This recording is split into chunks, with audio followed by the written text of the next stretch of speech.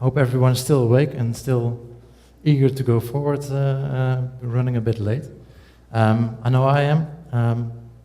I first want to thank the organization for inviting me over here. I organized Meet Magento events in the Netherlands, and I know it's hard to do, and certainly for a first time, I think this is a great event. So, if you don't mind, I want an applause for the organization today.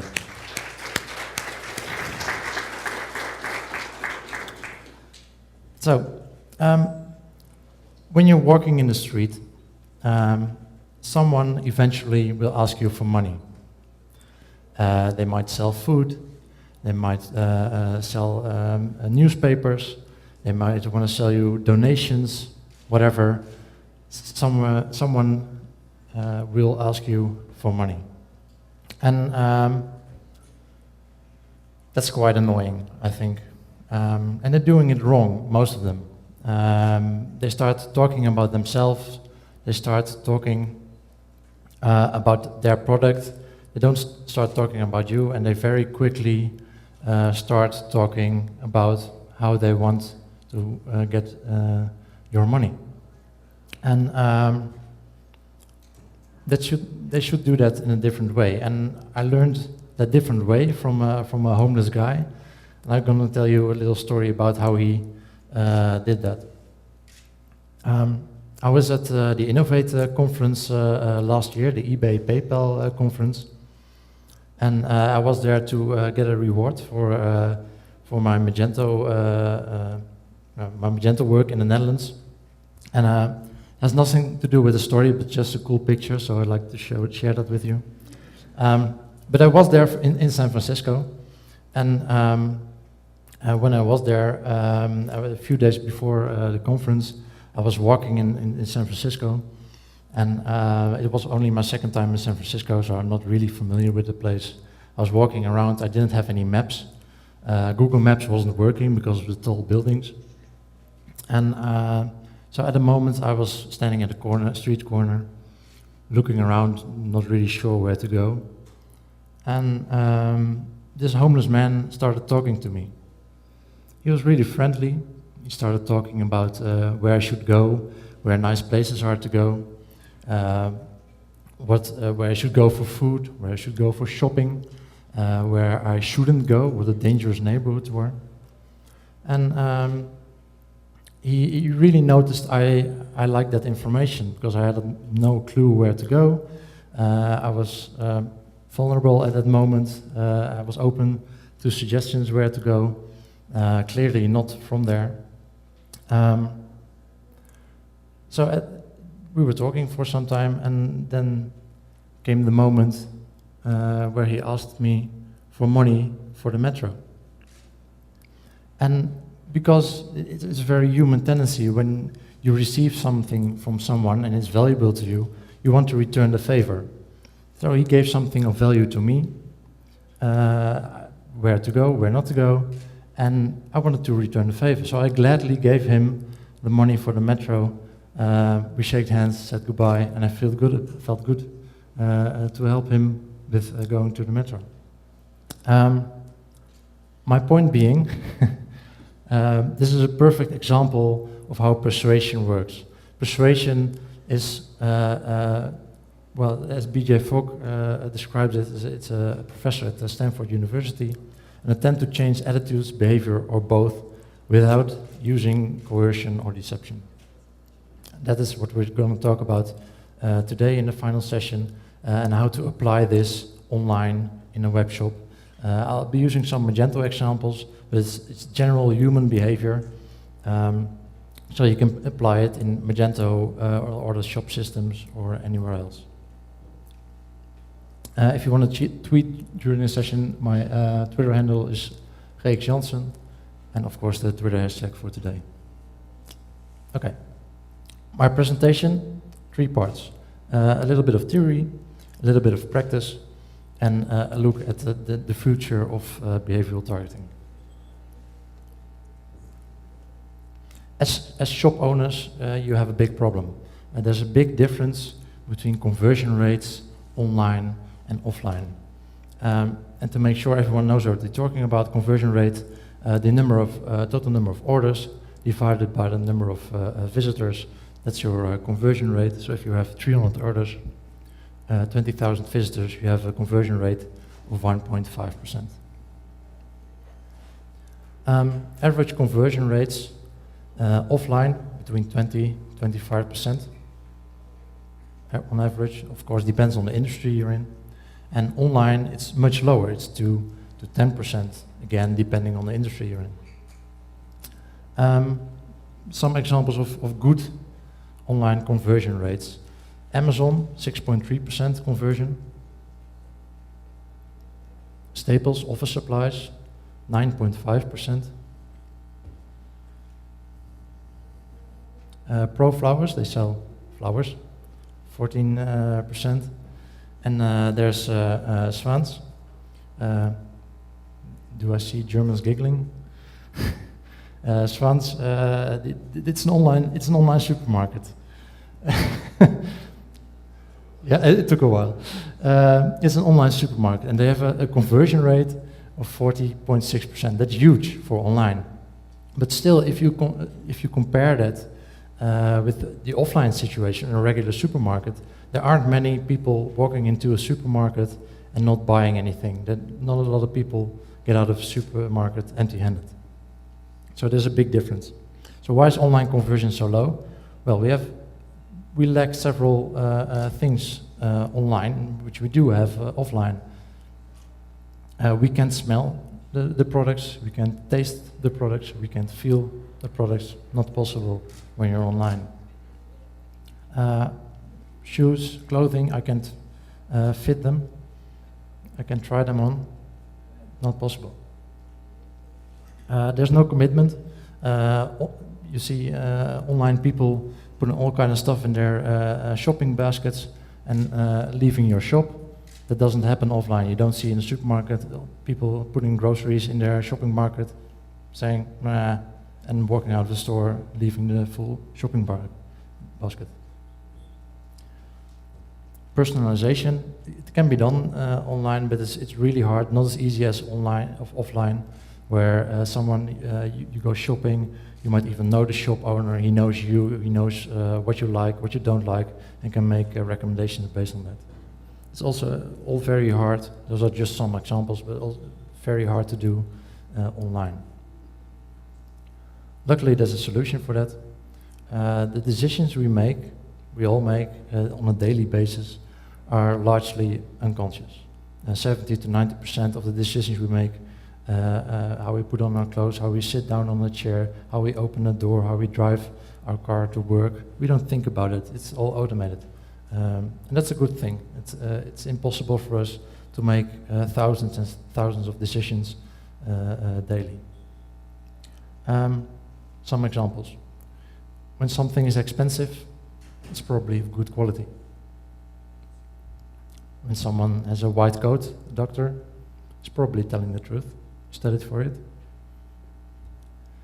When we get more, that's better. When someone tells us why we do something or why you should do something, it's probably a good reason. When it's shiny, when we put our used car on eBay or used products on eBay, we clean them, we polish them to make them look good.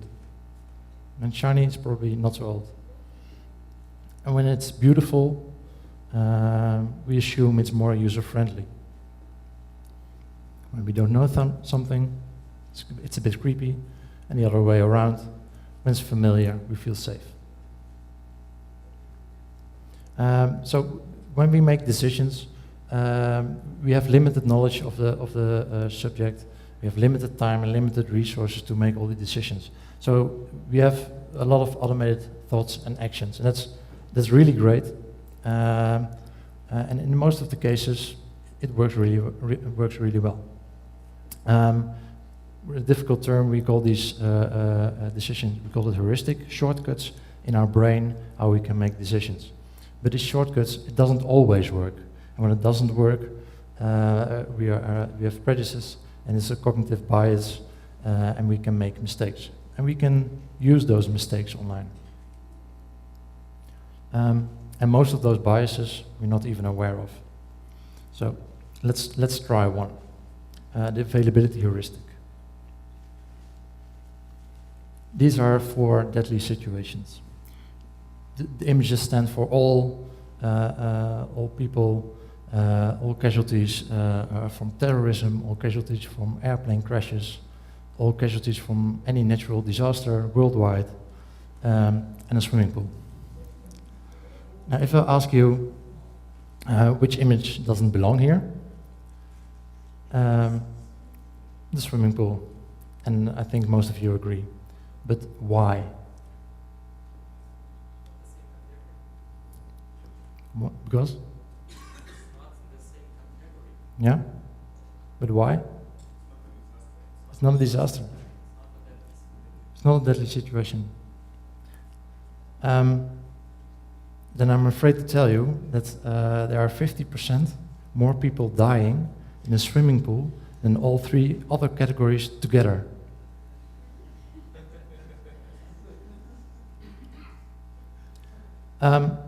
And why do you think that? Because if there's an act of terrorism, if there's a plane crashing, if there's a hurricane somewhere, we read about it in the news, we see it on CNN, we see it everywhere. On Twitter, it's terrible, and there are a lot of people involved. So it makes sense. It gets that attention in the news, but that's what we see. If someone dies in a swimming pool, most of the time it's only one person, and it happens so often it's not going to make the news. So we can't recall the last time unless it's personal, it's family, but we can't recall the last time we read someone drowning. But the last hurricane, the last airplane crash, the last act of terrorism, you know that probably. So that's why that's a mistake we make in our thinking. But we can use these mistakes to influence behavior.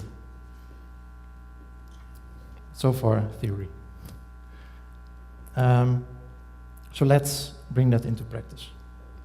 There's a great book of Dr. Chialdini, Psychology of Persuasion. He goes really in depth in these examples, but he talks about 6 weapons of influences, and I'm going to talk about these 6. I'm going to talk you through them, and if you want more about it, of course, you can read the book. Reciprocation, it's when you give something to someone and you can expect something in return. It's just like the homeless man giving me free advice. He didn't require anything back, because he gave me free advice. It was good advice. I wanted to give him something in return. You can try that online. You can give away anything for free, and that's exactly what Magento is doing with the community version. It's giving away the community version for free, and it's working great for them. It's great for business.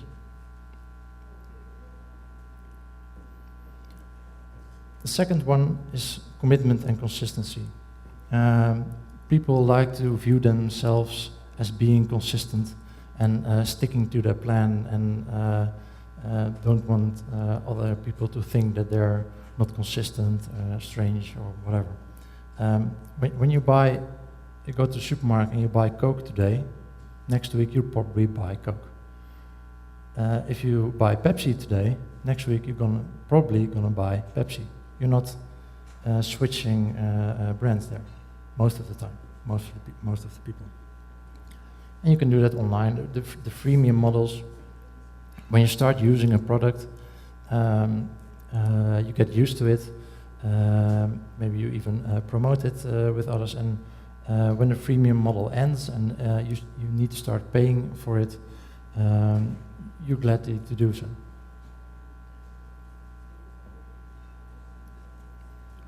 Social proof. Of course, we're all familiar with the Facebook, Twitter, reviews on your site, all forms of social proof we can apply in e-commerce. Something Amazon, of course, always does on every product page, showing what other customers did when viewing the product and what matches with the product. all forms of social proof.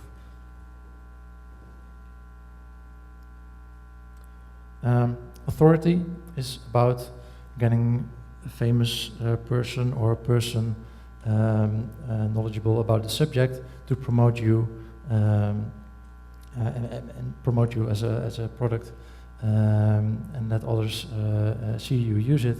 So when others see you, they know you, you know the authority. For example, when a famous footballer promotes a brand like Nike, and when someone likes the footballer, they think, well, I already like the footballer, I'm probably gonna like the brand. If he likes it, I'm probably gonna like it. Same thing for this. This is about a hosting company in the Netherlands. They exist for 13 years now. It's a cloud hosting provider, and they're the largest in the Netherlands, the biggest one with the most Magento implementations. And next year, they're gonna release a new product. You can subscribe to it at hypernode.com. They're gonna release a new product, and this product will enable Magento developers to save a very large amount of time when developing Magento products. And you might be asking yourself, what on earth has this to do with authority? Well, they sponsored me to get here and to talk to you about it. I'm the authority here, talking to you about their product and telling you to subscribe there. Well, next one, liking. When you like something, when you like someone, you like to buy from them. If you like a company, and even if it's maybe not the best product for you, if you if you know them, you're very familiar with them, you're very likely to buy from them. Something that MailChimp does, they have a funny mascot, the monkey, telling you funny stuff, redirecting you to funny videos. It's more or less nothing to do with the product, but gives the company a face, and you start liking the product. There's also, of course, also the base for all the tell a friend modules, also available within Magento, and the liking principle, like button in Facebook. Number 6, when something is scarce, we value it more, just because it's scarce. Groupon, all the daily deal sites work with the principle. You can do scarce for the number of products you have, only 20 available, but you can also apply scarcity to time left for the product, for example. And this is scarcity applied not in the number of products, not in the time, but in being exclusive in who can shop within your site. So you have to sign up for the site, and people feel special when they're allowed to shop on your site. Also, a functionality that can be done with Magento Enterprise. So these are the 6 weapons of influence of Chialdini. Like I said, if you want to read more about that, you can read his book or go to my blog. There are many more you can apply, and have 4 another cool examples of this. The first one, perceptual contrast and framing.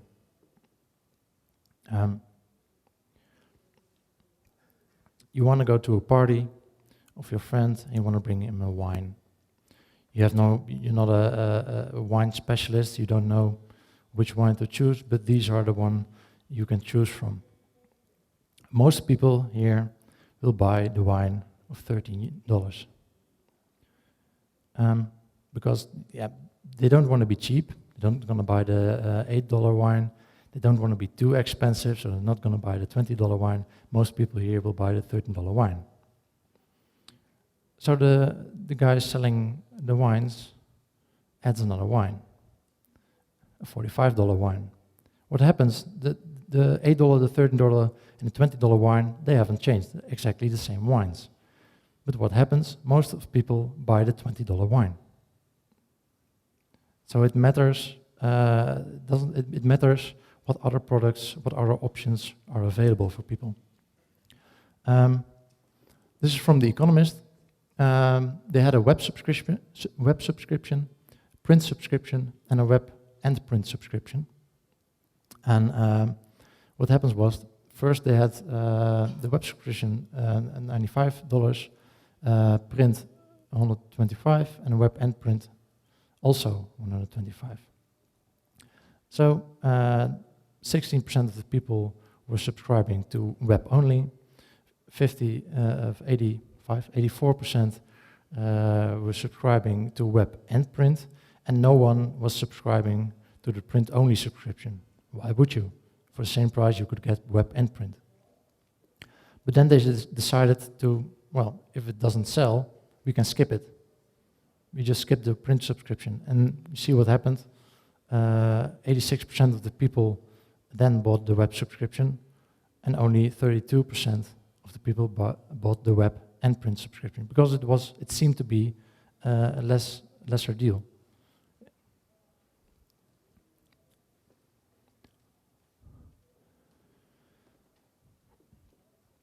When you say because, people assume it's a good reason. This is a study with a printing machine. There's a long line before the printing machine, and the experiment goes, a student goes to the first one in the row and asks him a question in order to print. The first question, may I use the printer? When the student asked the first one, may I use the printer? No reason at all. In 60% of the cases, still a large number I think, 60% of the cases it's okay and he can go print. Second question, may I use the printer because I'm in a rush? It's a valid, could be a valid reason. And if 49% of the cases, it's okay, you can skip the line and print. But the strange thing is, may I use the printer because I want to make some copies? Of course you do, who doesn't? That's what a printer is for. But still, just because adding a reason, in 93% of the cases, it's okay, and you can go print. So it helps adding a reason, even if it's a nonsense reason, it helps people to convince people. Well, this is a Tom Shoes example. What they do here, they give you a reason why you should buy at Tom's. They give away a pair of shoes to a child in need for every pair you buy. That's great. That's a great reason to buy at Tom's and not at somewhere else. Also, most of the times we make, like I said, we make our decisions unconsciously most of the time, and most of the time we already made a decision to buy somewhere. We just need a reason to explain it to ourselves or to the wife at home, to give them a good reason why we've bought there.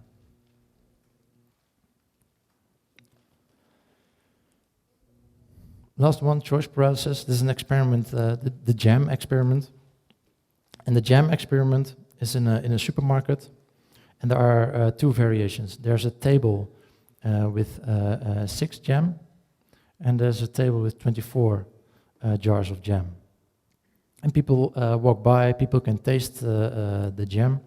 And the thing is, when there are 6 options, there are less people tasting. When you have 24 options, more people are willing to go to the table and taste the jam. But buying is a totally different story. When you have less options, people are willing to buy more from you. You have 12% of the people actually buying jars of jam when you have only 6 options, instead of only 1.6% people buying when you have 24 options. So it's great to have options for people. It gives them a feeling of self-control. It's great to have options, but not too many. This is an example of a hosting a company, trying to sell different Magento packages. This is not the best way to do it. I have no idea which package I should choose. But when you display it like this, it's a much better way. It's less options, and even better, they make one of the options stand out for people that are still in doubt. One option jumps out as the most wanted option. And the bottom one is even better. This one is going from low values to higher values, and this one is going from higher values to lower values.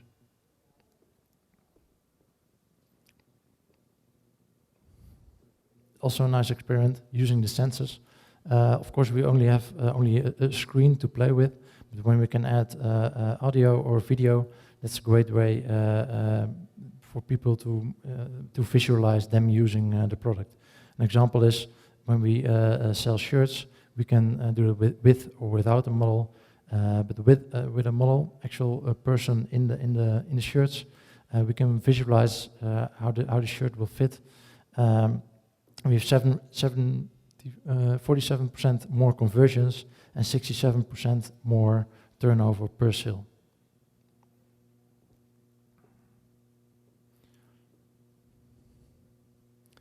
So that was the practice.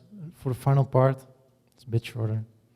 How I think e-commerce will develop in the next years, in sense of behavioral targeting and persuasion. What we do now is it's like the scarcity, the liking, the social proof. What we do right now, or most of us do right now, is try everything every trick in the book. We throw it all at the customers and hope something sticks. But the issue is, some people are sensitive to authority, some people are sensitive to social proof, what our friends think. Others are sensitive to getting free stuff first. And people are consistent, but they are different. So what we need to do is build dynamic websites, segmented to our audience, so we can tune that to the specific wishes of the customer. This is one form of segmenting customers. We have competitive people, spontaneous people, humanistic people, methodical people. There are other ways of doing this, but it's a great way to start thinking about how to reach different customers you have. And yeah, this is the way it might look. The customer who likes to watch a lot of videos, he gets more and more videos on your website. The customer who watches more reviews gets more and more reviews. The customer that reads a lot of technical details of your product, he gets more and more technical details. And Magento already supports this in some way. We have the customer segmentation, the visitor segmentation, the related items, the rule-based product relations. We can change that based on those segmentations. Customer group pricing, the automated email reminder. We can segment it and make that personal for the people receiving it. These are some companies, some integrating with Magento. As I understood, eBehavior is more popular of the systems here.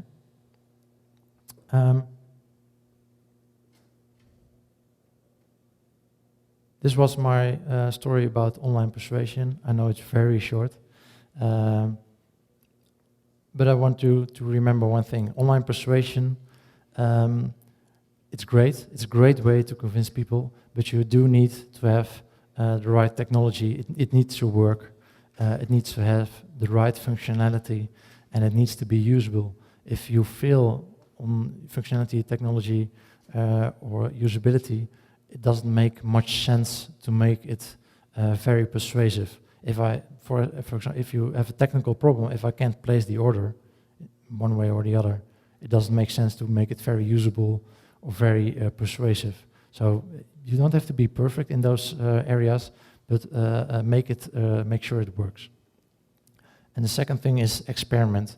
I get a lot of customers wanting a Magento shop, and they're looking at a big other site, mostly in the Netherlands, but also big international site, and Zappos or an Amazon, and they say, well, they do this, so I want that too.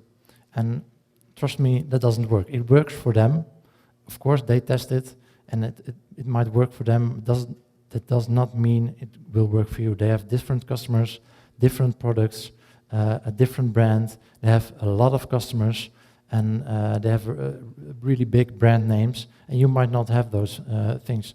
So you're very different. So you need to experiment. You need to be testing, A/B testing, multivariate testing, to see what works for your customers.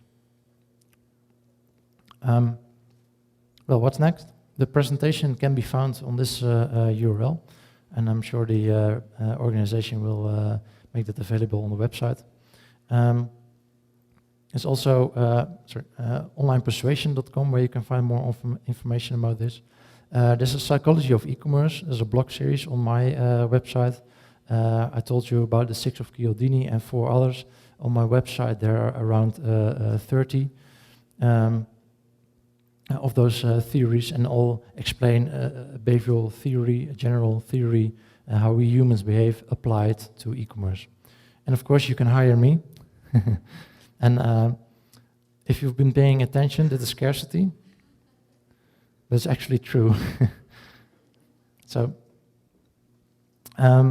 regarding books, there's some nice books, and on the subject, there's also cards. I also do this presentation in workshop form, and there's these cards.